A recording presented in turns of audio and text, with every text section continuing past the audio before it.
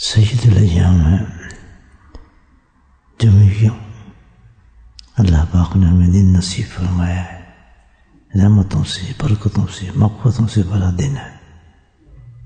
اللہ پاک نے اس دن میں ایک گھڑی ایسی رکھی ہے جس میں اللہ سبحانہ تعالیٰ انسان کی دعا کو قبول فرماتا ہے، اجابت کی گھڑی ہے۔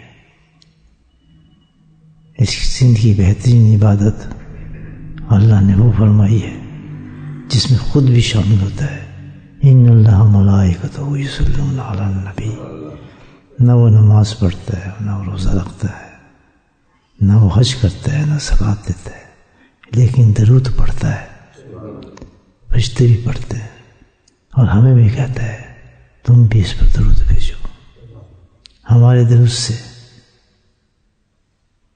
ہمیں ہی فائدہ ہے، ہم پہ رحمت آتی ہیں، اور اس میں سب سے بڑی چیز اس درود سے نبی پاک صلی اللہ علیہ وسلم کی محبت بڑھتی ہے اور قرب بڑھتا ہے۔ اور اس سے بڑا انعام اور کیا ہو سکتا ہے کہ سرکار دو عالم انسان کی محبت بڑھ جائے، آپ کی اطاعت نصیب ہو جائے۔ محبت کی نشانی یہی ہے کہ جس سے محبت کرتا ہے اس کی سنتا بھی ہے، مانتا بھی ہے، نقل بھی کرتا ہے، وہی زندگی کا رول ماڈل ہوتا ہے اس کا۔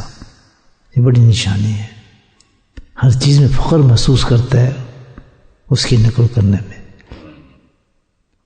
فخر محسوس کرتا ہے، پراؤڈ محسوس کرتا ہے، سبحان اللہ میرے نبی نے امامہ پہنا ہے، میں بھی امامہ پہنتا ہوں۔ جیسے چھوٹا بچہ ہے اپنے باپ کی نقل کرتا ہے، میرے ابو نے امامہ پہنا ہے میں بھی پہنوں گا، میری امی نے نقاب پہنا ہے میں بھی پہنوں گی۔ تو سبحان اللہ، انسان کی جب محبت بڑھ جاتی ہے، جو اس کا رول ماڈل بن جاتا ہے، تو فخر محسوس کرتا ہے اس کی اطاعت میں۔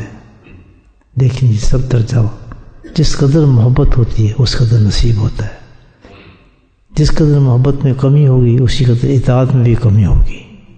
یہ بڑی نشانی ہے اس کی، محبت کا اور اطاعت کا بہت بڑا عظیم رشتہ ہے آپس میں۔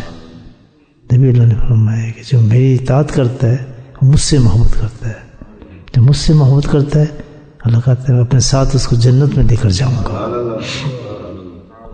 تو یہ جمعہ کا دن ہے، کھلا آج کے صبح سے لے کے مغرب کی شام تک اللہ نے ہمیں دیا ہے کہ میں میرے محبوب سے جتنی چاہے میں اپنی محبت کو بڑھا سکتے ہو۔